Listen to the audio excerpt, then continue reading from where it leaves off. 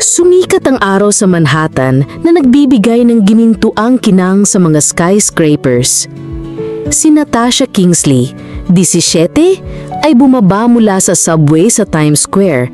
Ang kanyang mga headphone ay nagpapatugtog ng Three Little Birds ni Bob Marley.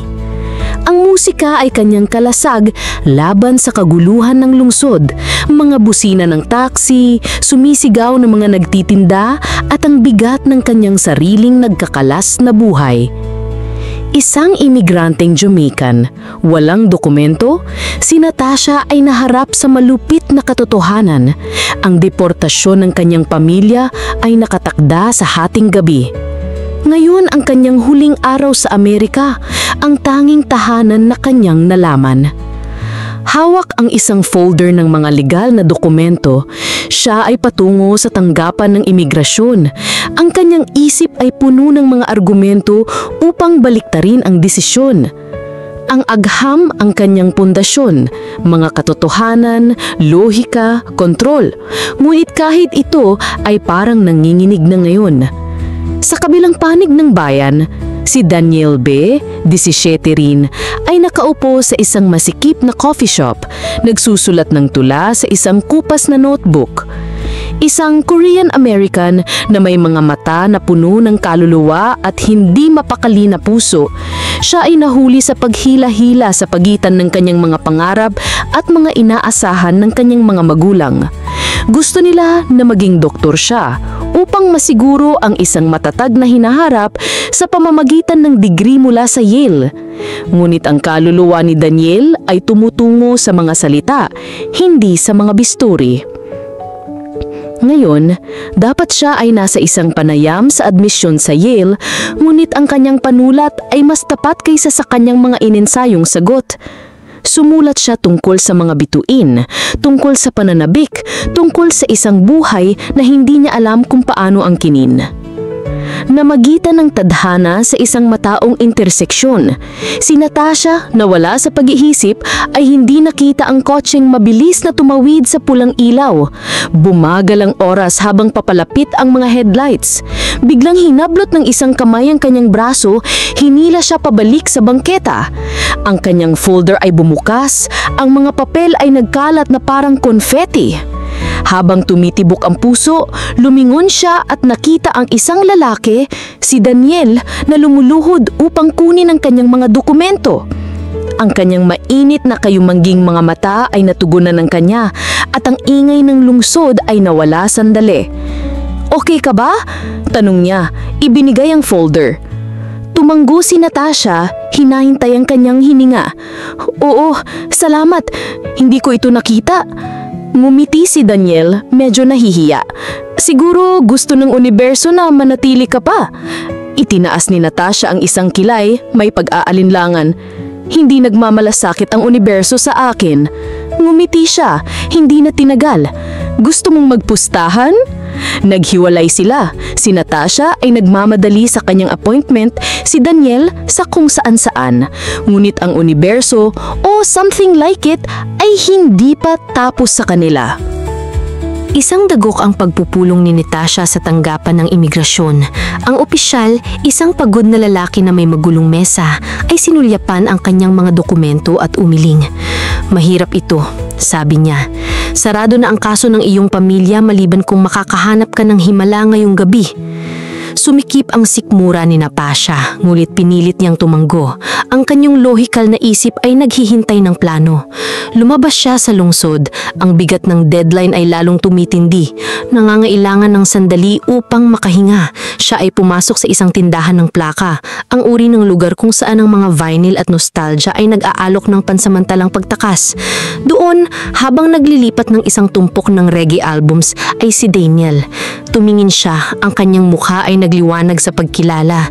"Muli tayo nagkita," sabi niya. Hawak ang isang Bob Marley vinyl. "May sinasabi ang universo sa atin." Tumawa si Natasha, kahit na mabigat ang kanyang damdamin. Nagkataon lang. Si Daniel, palaging romantiko, ay lumapit. Bigyan mo ako ng isang araw upang patunayan na hindi ito nagkataon. Ipakita po sa iyo na nasa panig natin ang universo o kahit na ang New York ay maaaring maging mahiwaga sa isang araw. Nag-alinlangan siya. Ang kanyang buhay ay isang orasang tumitiktak. Wala siyang oras para rito. Ngulit ang kanyang sinseridad, ang paraan ng kanyang mga mata na parang nakikita siya hindi lamang sa kanya ay humila sa isang bagay na kanyang inilibing sa ilalim ng lohika. Isang oras, sabi niya ng matatag. Sige, sagot niya. Ang kanyang ngiti ay parang kislat sa madilim na tindahan.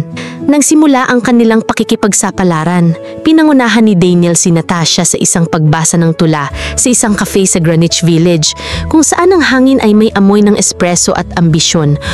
Umakit siya sa entablado, ang kanyang boses ay matatag ngulit mahina. Binabasa ang isang tula tungkol sa mga bituin na naghahanap ng kanilang lugar sa kalangitan. Naramdaman ni Natasha ng isang hapdi. Hindi niya inaasahan na ang kanyang mga salita ay tatama ng malapit sa kanyang hindi nasabi ng mga takot. Pagkatapos, habang nagkakape, ibinahagi niya ang kanyang pag-ibig sa ahansa, kung paano niya namemorya ang periodic table sa edad na 10, kung paano nabubuo ang mga bituin mula sa kaguluhan at grabidad. Nakikinig si Daniel na parang siya ang naglalahad ng kosmos mismo. Ginagawa mong parang tula ang ahansa, sabi niya, at namula si Natasha, hindi na sanay na makita sa ganitong paraan.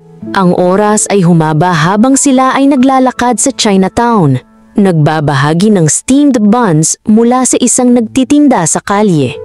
Binuksan ni Natasha ang tungkol sa Jamaica, mga alaala ng maanhang na jerk chicken ng kanyang lola, ang init ng isang buhay na halos hindi niya naaalala.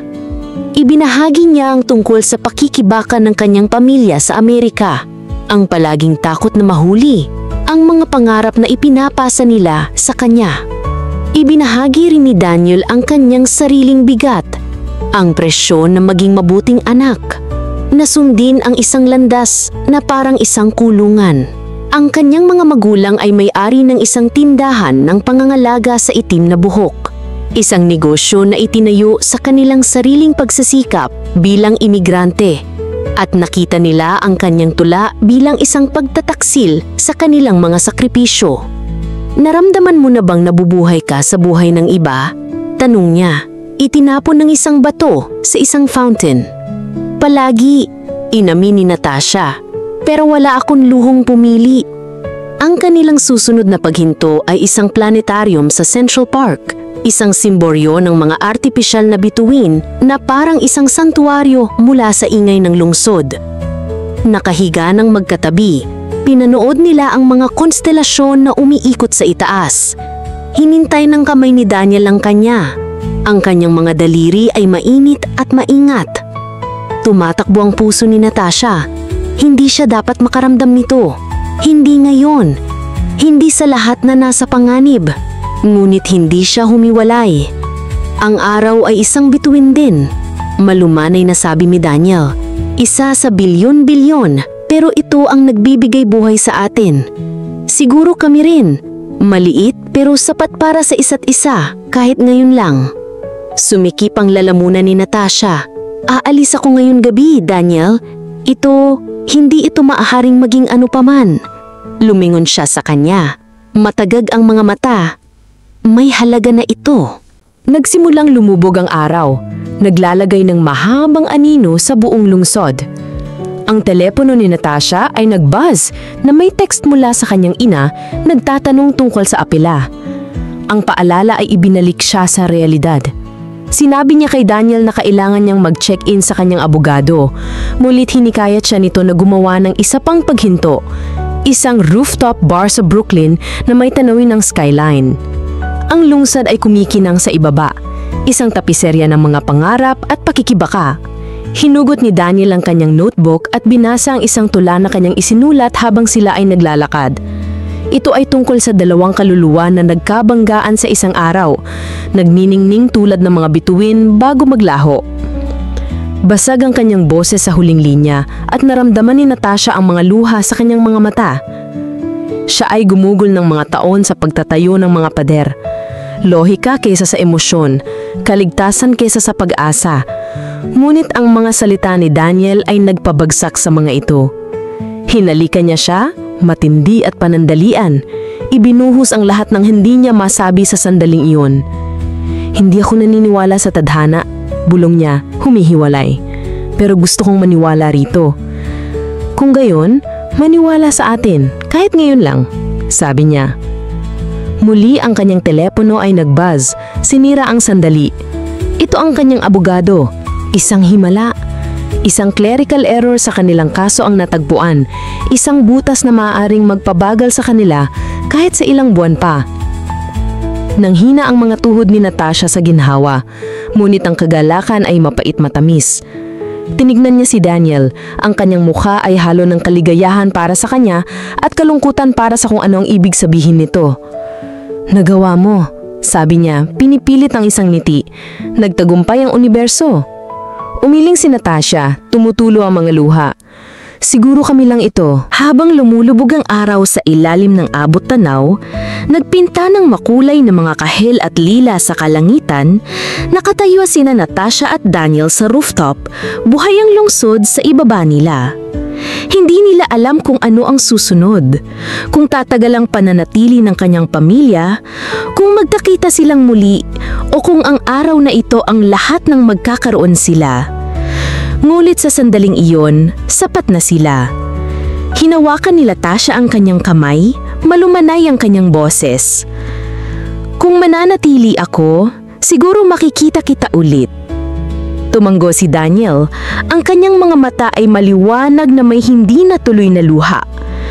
At kung hindi, isusulat ko pa rin ang tungkol sa iyo.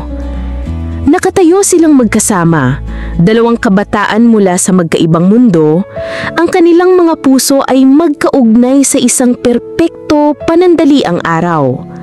Ang lungsod ay umuugong sa paligid nila. Isang paalala na ang buhay ay nagpapatuloy, ngunit gayon din ang pag-ibig sa sarili nitong hindi mahuhulaan na paraan. Habang lumilitaw ang mga bituin, naramdaman ni Natasha ang isang kislap ng isang bagong bagay. Hindi lamang lohika, kundi pag-asa. At siguro kahit kaunti, isang pananampalataya sa universo.